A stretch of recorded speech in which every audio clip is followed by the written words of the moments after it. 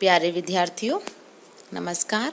आज मैं आपको कक्षा 9th की कविता माखनलाल चतुर्वेदी, जिसके रचयिता हैं कैदी और कोकिला, की भावार्थ समझाऊंगी। माखनलाल चतुर्वेदी का जन्म बेटा मध्य प्रदेश में हुआ था। छोटे से गांव में हुए थे वो मध्य प्रदेश के, और ये उस समय के कवि रहे हैं जबकि हमारा देश स्वाधीनता के लिए लड़ रहा था। इन्होंने कई ऐसी कविताएं लिखी जो स्वतंत्रता से संबंधित थी और कई बार जेल भी गए। कैदी और कोकिला भी इसी तरह की एक पोयम है, जिसमें कि उन्होंने बताया है कि किस तरह से एक कैदी जब अकेला होता है तो कोयल से बात करता है, अपने मन की भावनाएं व्यक्त करता है। यह सब हम इसमें पढ़ेंगे। तो चलो स्टार्ट करते हैं। क्या गाती हो, क्यों क्यों रह रह जाती हो। यहाँ पर कवि कहता है कि कैदी पूछता है कि कोयल तुम क्या गाती हो, और बार बार यहाँ पर आती हो, आखिर गाती क्या रहती हो। कोकिल बोलो तो, कोकिल अर्थात कोयल, बोलो तो बताओ मुझे, क्या लाती हो, क्या लाती हो तुम, किसका संदेश लाती हो, संदेश किसका है। कोकिल बोलो तो। ऊंची काली दीवारों के घेरे में, यहाँ पर कवि कहता है कि मैं अत्यंत ऊंची ऊंची काली दीवारों के घेरे में हूँ, जहाँ क्योंकि वो जेल में है, कैदी है इस समय। तो ये कविता उन्होंने लिखी तब थी जब वो जेल में थे और अपने मन की भावनाओं को प्रकट किया था। तो यहाँ पर कवि कहता है कि मैं तो यहाँ पर ऊंची काली दीवारों के घेरे में बंधा हुआ हूँ, डाकू चोरों और बदमाशों के डेरे में। यहाँ मेरे चारों ओर डाकू चोर और बदमाश हैं, बटमार हैं, बटमार अर्थात पॉकेट मार, जीने को देते नहीं पेट भर खाना। यहाँ पर अंग्रेज सिपाही इतना खाना नहीं देते जिससे व्यक्ति जीवित रह सके, पेट भर खाना नहीं मिलता जिससे हल्की सांसें चल सके, केवल इतना मात्र ही मिलता है। मरने भी देते नहीं, तड़प रह जाना, और ना ही हमें मरने देते हैं, केवल हमें यहाँ पर तड़प कर रह जाना पड़ता है।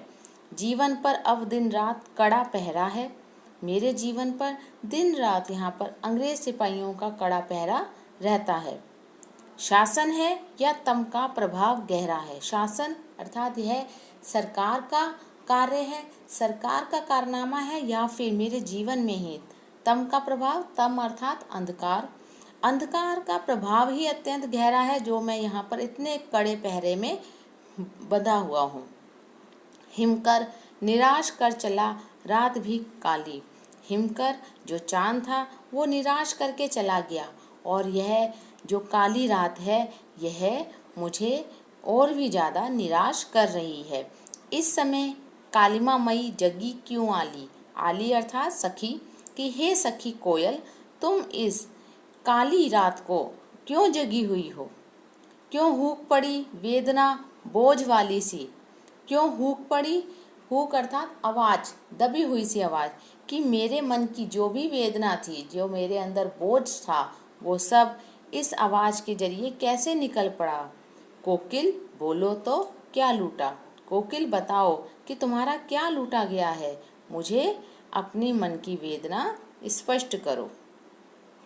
मृदुल वैभव की रखवाली सी, वैभव अर्थात बहुत सारा धन धान्य, और मृदुल मीठा या सुकोमल, तो तुम तो कोमल से धन धान्य की रखवाली करने वाली हो। कोकिल बोलो तो, कोकिल कोयल बताओ तुम यहाँ पर कैसे हो, क्यों आई हो। क्यों हुई बावली अर्धरात्रि को चीखी, क्या हुई बावली, बावली अर्थात पागल, कि तुम आधी रात को अचानक से बावली क्यों हो गई, पागल और ऐसी हरकतें क्यों करने लग गई। अर्धरात्रि को चीखी, क्योंकि कोयल तो सुबह सुबह की जो ठंडक होती है उस समय बोलती है, और यहाँ अचानक से कोयल आधी रात को बोलने लग जाती है। अर्धरात्रि अर्थात आधी रात। तो कवि कहता है कि कोयल बताओ तुम आधी रात को अचानक से क्यों चीखने लग गई।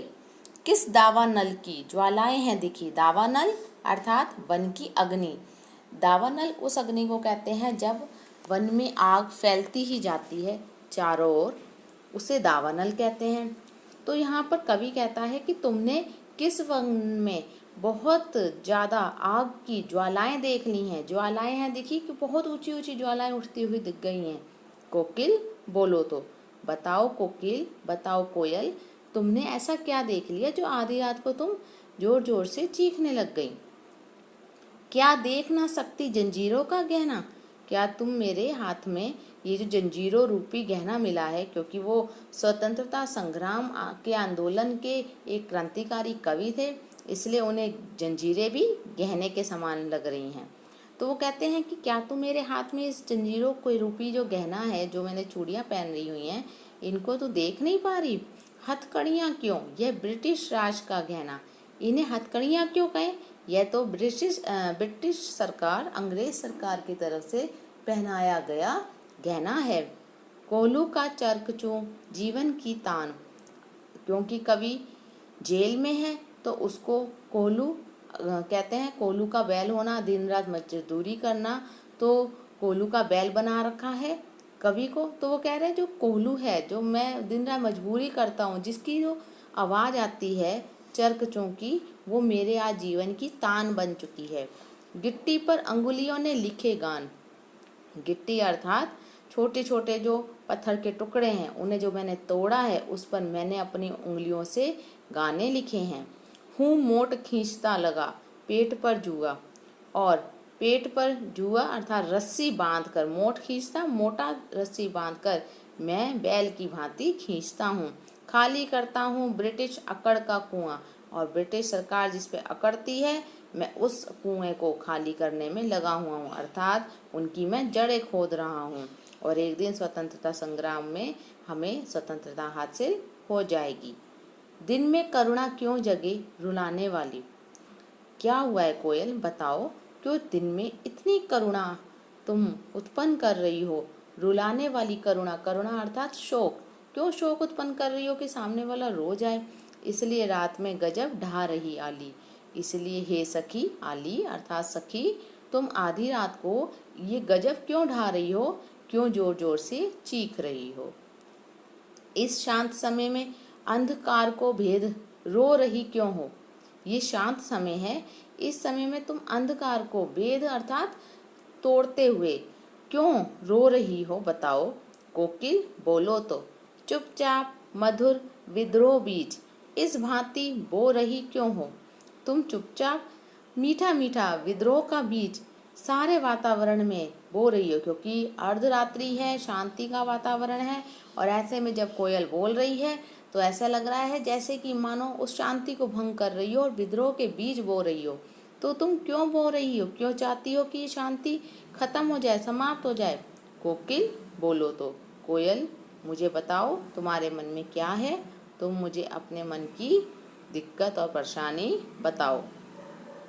काली तू रजनी भी काली, यहाँ पर कोयल को कवि कहता है कि कोयल तुम काली हो, रजनी अर्थात रात भी काली है, शासन की करनी भी काली। शासन सरकार द्वारा किए गए जो कार्य हैं, ब्रिटिश सरकार जो कार्य करती है, वो सब भी काले हैं। काली लहर कल्पना काली, जो आज लहरें उठ रही हैं वो भी काली है, और सभी और निराशा भरी पड़ी है, जिस कारण सबकी कल्पनाएं भी काली हो गई है। मेरी काल कोठरी काली, और मैं भी इस काली काल कोठरी में बंधा हुआ हूँ, मेरी ये कोठरी काली है। टोपी काली कमली काली, मेरी टोपी भी काली है और कमली अर्थात कंबल भी काला है। मेरी लोह श्रृंखला काली, लोह श्रृंखला अर्थात बेड़ी, हाथों में बांधी हुई जो बेड़ियां हैं, जो लोहे की बेड़ियां हैं, वो भी काली है। पहरे की हुंकृति की ब्याली, ये पहरे, ये ऐसे जो पहरेदार मेरे जेल के आसपास घूम रहा है, उसकी जो आकृति है, हुंकृति अर्थात परछाई जो है, वो भी काली है। तिस पर है गाली ए आली, हे सखी, और उस पर तुम जो ये बोल रही हो तो वो गाली के समान लग रहा है। इस काले संकट सागर पर मरने की मदमाती, बताओ कोयल, इस काला संकट सागर, सब और जो संकट आया हुआ है, काला संकट आया हुआ है, उसके सागर पर ऐसा लग रहा है जैसे तुम मरने की ओर मदमाती पागल होती हुई आ रही हो, कोकिल बोलो तो। अपने चमकीले गीतों को क्यों कर हो तैराती। तुम्हारे चमकीले गीत अर्थात कोयल की आवाज़ इतनी मधुर होती है कि किसी में भी जोश भर दे, किसी में भी वेदना समाप्त करके जीवन जीने की प्रेरणा भर दे। तो अपने चमकीले गीतों को आखिर तुम क्यों इतनी निराशा में व्यक्त कर रही हो। कोयल बताओ, कोयल बोलो तो। तुझे मिली हरियाली डाली, मुझे नसीब कोठरी काली। तुझे तो हरियाली डाली मिली है, हरी हरी डाली पर बैठती है तो वो गाना गाती है, और मेरे नसीब में ये काली कोठरी आई है। तेरा नभ भर में संचार, तेरा तो इस संसार में नभ अर्थात आकाश, संचार अर्थात घूमना, तो इस पूरे आकाश में घूम सकती है। मेरा 10 फुट का संसार, मैं तो इस 10 फुट की काल कोठरी में ही बंधा हूँ, यही मेरा संसार है। तेरे गीत कहावे वहाँ, तेरे गीत सुनकर लोग वाह वाह करते हैं। रोना भी है मुझे गुनाह, और अगर मैं रोने भी लग जाता हूँ तो वो भी मेरे लिए गुनाह साबित हो जाता है, लोग उसे भी गलत मानते हैं। देख विषमता तेरी मेरी, विषमता अर्थात विपरीत परिस्थितियाँ, तेरी और मेरी जो परिस्थितियाँ हैं देख वो कितनी विपरीत हैं। बजा रही तिस पर रणभेरी, उस पर भी तू बोल रही है तो ऐसा लग रहा है। रणभेरी अर्थात रण में बजाई जाने वाली शंख की आवाज़, जो रण अर्थात युद्ध के स्टार्ट होने की घोषणा करती है।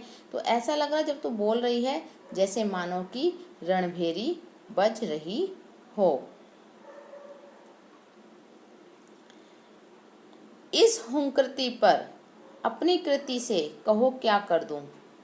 इस चारों ओर जो काली परछाइयाँ हैं इस पर बताओ कि मैं अपनी कृति से क्या कहूँ। मैं क्या कहूँ, कृति अर्थात अपनी जो मेरी ये पोयम जो कविता मैं लिख रहा हूँ, मैं इसमें और क्या कहूँ। कोयल बोलो तो। मोहन के व्रत पर प्राणों का आसव किसमें भर दूँ। मोहन अर्थात महात्मा गांधी, मोहनदास करमचंद गांधी की बात हो रही है यहाँ पे, कि उन्होंने व्रत लिया है स्वतंत्रता प्राप्ति का, उस पे प्राणों का आसव अर्थात विष का प्याला, मैं उसमें अपने प्राणों का विष का प्याला कैसे डाल दूं कि स्वतंत्रता की प्राप्ति हो सके। कोकिल बोलो तो। कोयल बताओ और मुझे मेरी बात सुनो और मुझे उत्तर दो कि तुम क्या कहने आई हो, क्यों आधी रात को चीख रही हो। आशा करती हूँ बेटा कि आपको भावार्थ भली प्रकार समझ आया होगा, और अगर किसी प्रकार की आपको भावार्थ से लेकर कोई भी दिक्कत है, कोई भी प्रॉब्लम है, तो आप कमेंट बॉक्स में ज़रूर लिखें। लाइक और शेयर करना ना भूलें। सब्सक्राइब अवश्य करें हमारे चैनल को। धन्यवाद।